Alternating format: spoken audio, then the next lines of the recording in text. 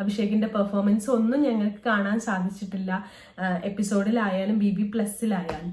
പക്ഷെ പുറത്തിറങ്ങിയിട്ട് അദ്ദേഹം പറയുകയുണ്ടായി, അദ്ദേഹം ചെയ്ത ഒരുപാട് നല്ല നല്ല കണ്ടന്റുകൾ, നല്ല നല്ല നിലപാടുകൾ, നല്ല നല്ല ആക്ടുകൾ ഇതൊന്നും പുറത്തു വരാതെ ശരിക്കും ജാസ്മിൻ ഗബ്രിയുടെ ലീലാവിലാസങ്ങൾ അല്ലെങ്കിൽ അവരുടെ തീരെ ഡ്രമാസ്റ്റിക് ആയിട്ടുള്ള നാടകമാണ് ഇങ്ങനെ ഏഷ്യാനെറ്റ് പുറത്തു വിട്ടുകൊണ്ടിരുന്നതെന്ന് ആണ് നമുക്ക് കണ്ടുകൊണ്ടിരുന്ന എല്ലാ പ്രേക്ഷകരും പോലെ തന്നെ എനിക്ക് അങ്ങനെ തോന്നിയിട്ടുണ്ട്. ഭയങ്കരമായിട്ട് ഏഷ്യാനെറ്റ് അല്ലെങ്കിൽ ഏഷ്യാനെറ്റിന്റെ ക്രൂ ലാലേട്ടനിലൂടെ ജാസ്മിനെ ഫേവർ ചെയ്യുന്നത് രീതി എനിക്ക് പലപ്പോഴായിട്ട് തോന്നിയിട്ടുണ്ട്. അതൊരു സത്യം തന്നെയാണ്.